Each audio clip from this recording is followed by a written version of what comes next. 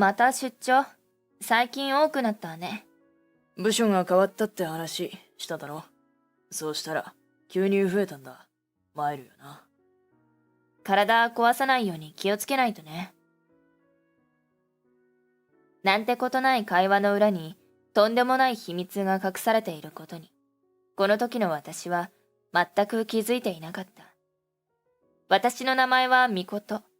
夫の正人と結婚して7年が経つ。夫婦生活には何の不満もないけれど、子供ができないのが悩みだ。私の方に問題があるのだが、不妊治療は行っていない。検査結果に落ち込んだ私を、二人だけでも十分幸せだと夫が言ってくれたからだ。子供のための貯金が浮いた私たちは、そのお金を使って新築のタワマンに住もうと決めた。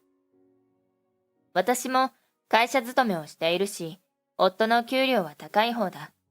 こうして新たな目標が立った矢先に、夫の所属部署が変わり、出張や残業が増えて、ゆっくり物件を選ぶ時間が取りにくくなってしまったのだ。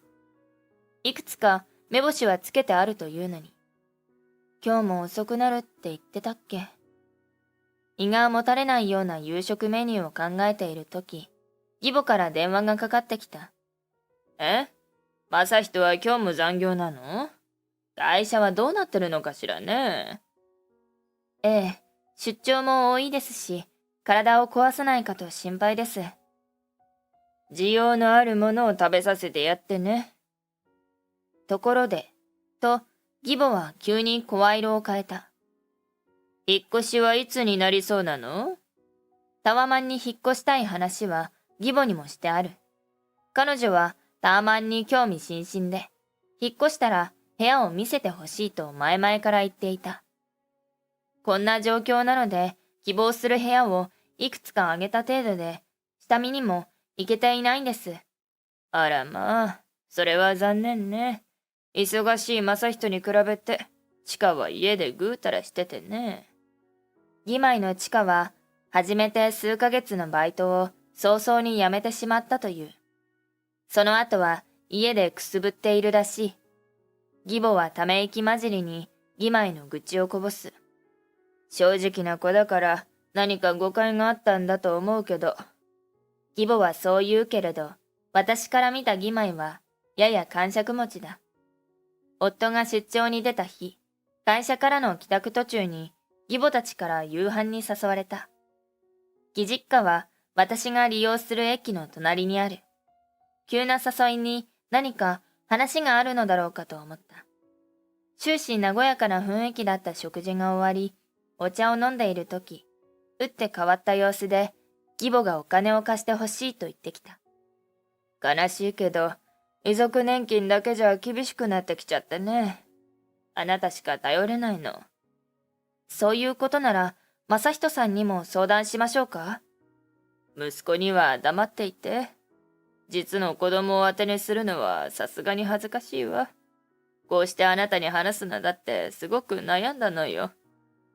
肩を落とした義母は一層小さく見えた。とはいえ、突然の話とお金を貸すのは今回限りなのか、今後も続くのかわからない。返事に窮していると、義母は義妹には早いとこ仕事させると言った。そういうことならと、私はいくらか出すことを承諾した。すると、じっと様子を見守っていた義妹が、パッと笑顔になった。さすがお姉さん、頼りになる。手を叩いて喜ぶ義妹に、私の胸は一転して不安に満ちた。お金を貸すようになってから半年経ったけれど、私と夫の生活は良くも悪くも変化がない。夫は相変わらず残業と出張で忙しくしている。そして、義母との秘密はまだ続いていた。月に一回食事に招かれてお礼を言われて無心をされる。それが当たり前になりつつあった。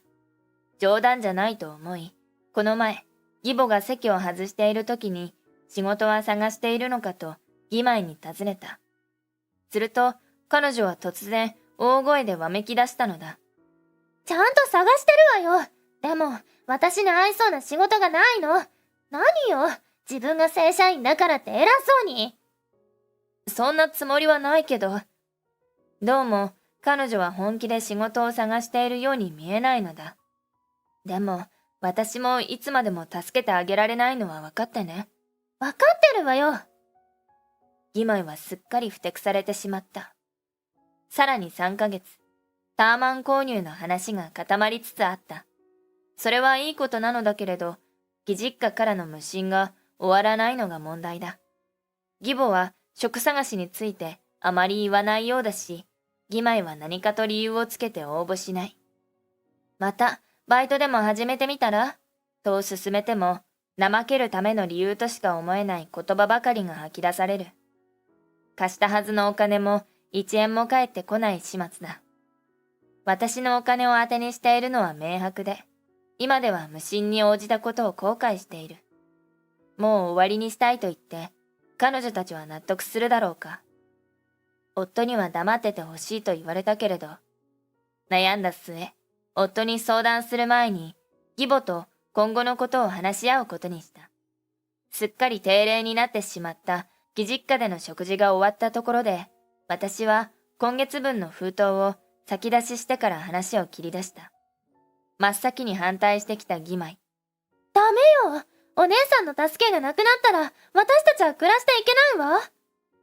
ちかさんが仕事を始めれば、なんとかなるはずよ。バイトでもいいの。バイトの給料でどうにかなるなんて思えない。義妹と話しても、拉致が開かないので、義母に向き直った。みことさんは簡単にバイトをしたらと言うけど、ちかに会う仕事となるとね、この子が先輩や店長から不当な扱いをされて辞めたのは、一度や二度じゃないのよ。慎重にならざるを得ないわ。不当な扱いというのは？もし、何らかの差別やいじめに遭っているなら、仕事探しに気が乗らないのも納得だ。無茶を言う客と言い合いになると、なぜか私がクビにされるのよ。悪いのは客の方なのに、この前のコンビニは本当にムカついたから、いろいろ持ち帰ってやったわ。それ万引き。安い車両よ。これは、無茶を言うお客というのも、本当にそうだったのか疑わしいと思った。そう。でも、私にも生活があるから、できるだけ早く収入を得てほしいの。それとも、ちかさんは将来はお母さんに働かせるつもり？何よ、脅すの？脅しじゃないわ。でも、このままだと。みことさんの言うこともわかるけど、と話を遮ってくる義母。ちかはまだ傷ついてるの？それに、あなたのとこの生活は、正人の給料で十分でしょ。子供もいないんだから、その分こっちに恵んでちょうだい。どういう理屈なのかと言葉を失った。ただ分かったのは、このままでは私は、この二人に食い物にされるということ。この日、何の話し合いもできずに帰ることになった。どうやってあの二人を退かせるか、頭を悩ませる日々が続いた。そんなある日の仕事帰り、スーパーで買い物をしていると、夫の同僚の奥さんに声をかけられた。彼女とは会社の花見の席で知り合った。深いお付き合いはないけれど、会えば言葉を交わす仲だ。久しぶりですね、と微笑む彼女の口から予想もしない言葉が飛び出した。旦那さん、会社が変わってどうですか？うちの人、気の合う同僚がいなくなってしまって寂しいってよく言うんですよ。会社が？あ、いえ、ええ、なんとかやっているようです。転職したいって言い出した時は私もびっくりしましたけど、本人の希望ですから。部署が変わったとは聞いてたけれど、会社も変わっていたの？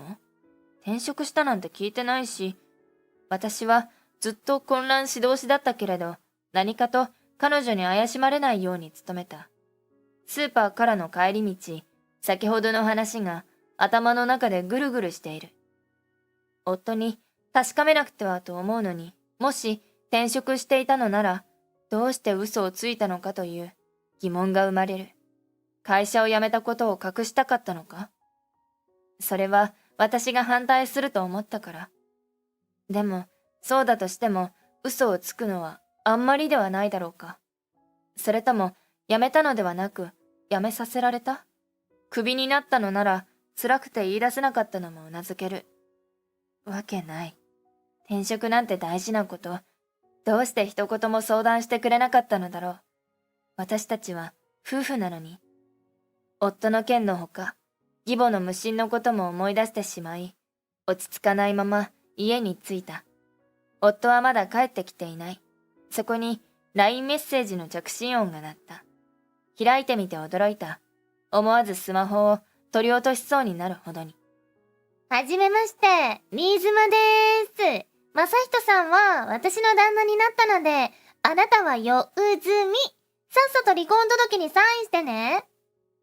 何これ？送信ミス？知らないアイコンだし、詐欺メッセージの可能性だってある。でも、正人さんって。混乱しているところに、夫が帰ってきた。あなた、ちょっとこれ見て。なんだか気味が悪いの。足早に玄関まで行き、夫に画面を見せる。すると、彼は、どうということもない顔で、さらに私を混乱させることを言った。実は、彼女はもうじき出産なんだ。いい加減なことはしたくないから、これにサインしてくれ。差し出されたのは離婚届。夫が記入すべきことは、すでに記入されている。何よ、これ。なんでいきなり。いきなりじゃない。俺は、お前がいつ不妊治療をすると言い出すか、ずっと待ってたんだ。俺が、子供が欲しいこと知ってるだろ。二人で子育てしたいと確かに願っていた。でも子供ができなくても二人だけでも幸せだって言ってくれたじゃない。子供のための貯金でタワマンにでも住もうって言ったわよね。それくらい察しろよ。やっぱりそのまま受け取ってたのか。そんな、それでこの人と所帯を持つっていうの？浮気して子供ができたからって順番がおかしいでしょ。ねえ。だからこうして関係を清算しようと思って。何が清算よ。なんて自分勝手なの。私は離婚届をひったくると乱雑にサインした。これは明日、私が届けに行く。あなたはさっさとその女の家に行ったら。おい、今から追い出すつもりか。出て行け。出て行かないと。頭に血が上った私はキッチンから包丁を持ち出し突きつけた。真っ青になって出て行く夫。ドアが閉まる音を聞いた瞬間、私は床に座り込む。包丁が甲高い音を立てて床に転がった。その後、離婚は成立。慰謝料もたっぷり取り、夫名義のこの家を捨てて、新築のタワマンを購入して引っ越した。離婚も引っ越しも義母には伝えていない。援助だってもうする気はないので、着信拒否にした。貸したはずのお金は諦めた。もう関わりたくない。そうして1ヶ月が経ったある日。お仕事お疲れ様。会社の前に義母と義妹が立っていた。どうしたんですか？こんなところまで。どうしたも何も。電話には出ないし、家は売却済みだしで、あと知ってるのはこの勤め先だけだもの。来ちゃったわよ。困ってるのよ。という顔で説明する義母。私はあっという間に二人に挟まれ、まるで連行されるように歩かされた。腕を絡ませてきた義母がどこに住んでいるのか聞いてくる。この近くのタワマンですけど。あら、もしかして新築の？じゃあ私たちも一緒に住むわ。その方が月1回来る手間が省けるでしょ。従わないなんて言ったら離婚させるから。もしかして義母は知らないのだろうか。私は独身ですけど。え？ちょっとどういうこと？義妹もポカンとしている。やっぱりあの人は親に伝えていなかったのだ。私たち離婚したんです。もう1ヶ月も前に。私は離婚の原因も何もかもすべて暴露した。じゃあ私たちはどうなるの？息子さんに相談するか、早いとこ収入を得るかだと思います。そんな。義母がうなだれると、今度は義妹が口を開いた。何よ、一人だけタワマンなんてずるいじゃない。ケチケチしないで私たちも入れてよ。1LDK だから3人は無理だし、そもそも、どうして関係のない他人と一緒に暮らさなきゃならないの？関係ないってひどい。もう絶対言ってやるから。勝手に住み着こうって言うなら、警察に通報します。義妹は肉々しげな表情で押し黙った。私たちは駅前で別れた。これが永遠の別れになればいいと思った。願いが通じたのか、その後、何年もあの家族と会うことはなかった。もちろん、元夫とも。それに、その間に私にいいこともあって、実に平穏だった。それなのに、また、会社の前で待ち伏せされた。今度は元夫もいる。数年ぶりに見た彼は少しやつれていた。わざとらしく、もつれるような足取りで歩み寄ってくる義母。息子は騙されていたの。あの女にお金全部盗まれたの。会社も倒産しちゃって。お願い、助けて。大根演技もいいところで笑いそうになってしまった。どちら様でしょうか。冷ややかに言うと、元夫が続いて頭を下げてきた。あの時は悪かった。やり直したいんだ。子供を産める人と交際してください。もうあんなことは言わない。本当にひどいことを言ったと思ってる。ごめん。もう遅いわよ。私、結婚を前提に付き合ってる人がいるの。分かったらどっか行って。振り切って歩き出すと、態度が一変、口々に罵声を浴びせてきた。この冷血人間、結婚したってすぐに愛想つかされるわよ。付き合ってる奴がいるなんて、どうせ嘘だろ。お前みたいな出来損ないが愛されるもんか。地獄へ落ちろ。最後の捨て台詞は義妹だ。殴りかかってやりたいのをぐっと我慢した。今度こそ完全に縁を切りたかったから。ここで喧嘩して彼らとの関係を長引かせたくなかった。それから数ヶ月、義母一家が会いに来ることはなかった。元夫に言った付き合っている人がいるというのは本当で、近々結婚する予定だ。子供については二人でよく話し合い、不妊治療をしてみようということになった。聞けば彼もバツイチなのだそうだ。子供はいなかったというので、もし生まれたら子育てはどちらも初心者だ。彼の家族も自立した人たちだと感じた。彼とご家族とはきっと穏やかにやっていけると思う。3年後、ついに子供を授かった。出産はまだ半年以上も先だけれど。私たち夫婦は歓声を上げて抱き合った。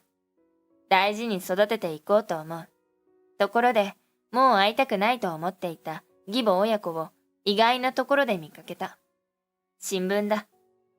地方紙の片隅に連続万引き犯として義妹が、詐欺の受け子として義母が逮捕という記事が。元夫については不明だ。どこにいるのかもわからない。あれだけの目にあったのに、当然の報いだと思えないのは、今の私が幸せだからだろうか。私はそっと新聞を閉じた。